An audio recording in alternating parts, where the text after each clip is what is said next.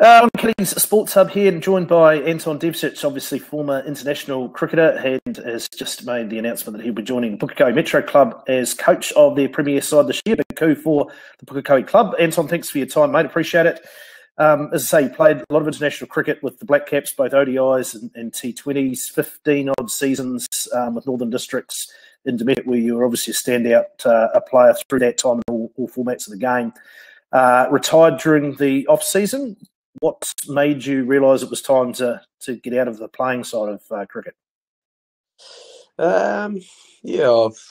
Obviously a lot of the guys that I started my career with and sort of played most of my career with all started to sort of head off into different directions of life. So I guess that was a one reason.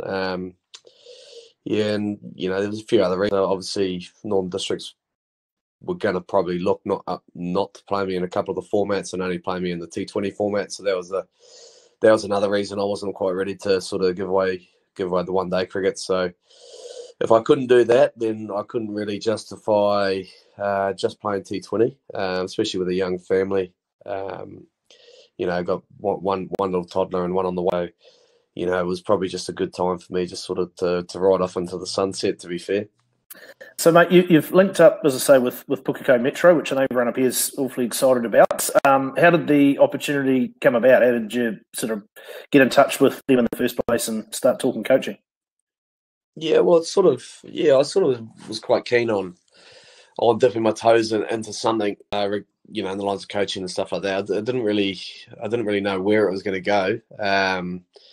I sort of applied for a couple of roles with Counties Manukau men's team and also districts, which I was successful for, but I knocked it back just based on a couple of things, time commitments and stuff like that, which sort of didn't really sort of marry up with where I was at. So, Peter Zanzotta, I was talking to him throughout the whole process of the county stuff, and he sort of mentioned Pukekohe be looking for someone, and I sort of said, listen, I'd be quite keen to at least talk to Pukekohe, because obviously they're a really good side, and I saw a little bit of them play last year, and obviously won a couple of competitions. So that's what really sort of all fell into place a little bit.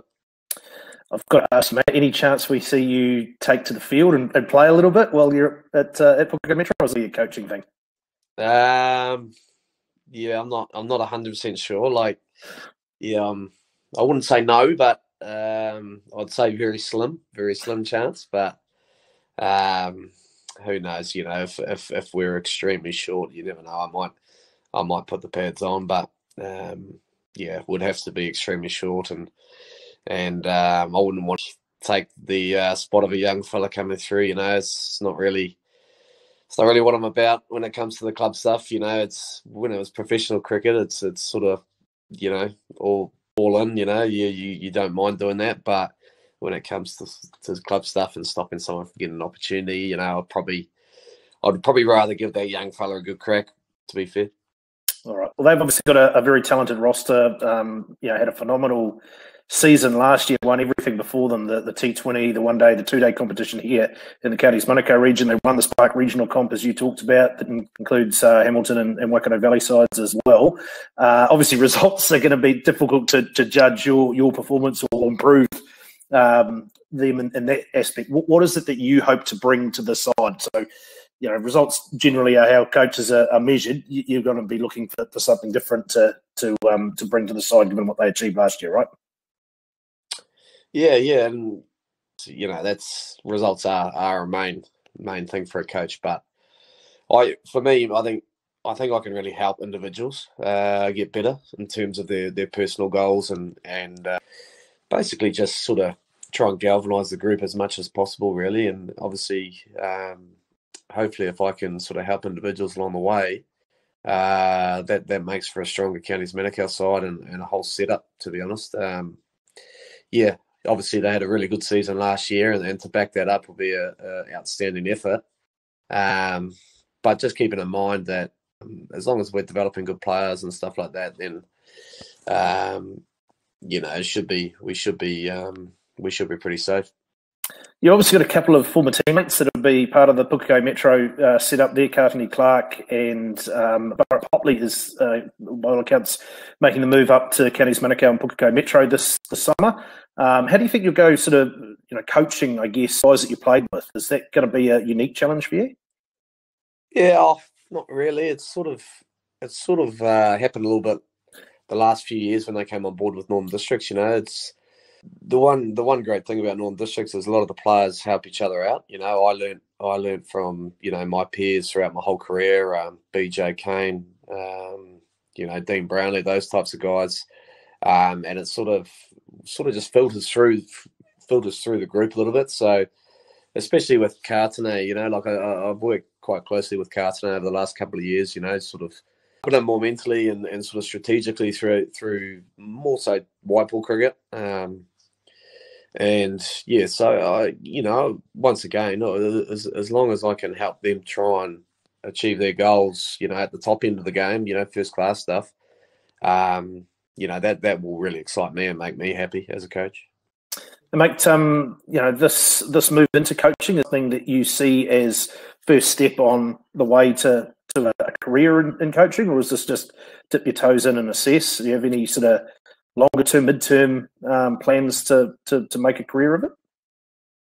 Yeah, I do. When I was playing, I had no sort of thoughts towards coaching or anything like that. I was so entrenched in my own stuff as a player. But since sort of moving away from the game, it's sort of excited me a little bit more.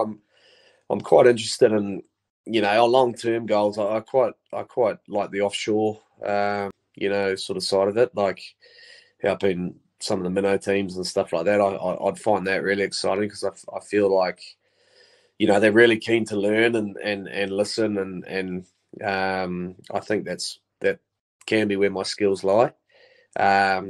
Obviously you got to do some stepping stones before you get there, and for me, coaching Pukekohe is a good stepping stone because we've got some good players in the club. We're dealing with quality players, which is easier for a coach, and it helps sort of me move forward as well as hopefully I can help a few players along the way.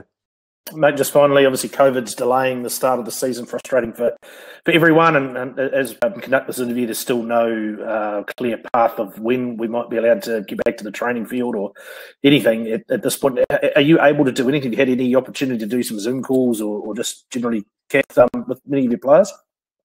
No, not as such. I've sort of it's all happened pretty quickly the last couple of weeks. This whole coaching thing. So.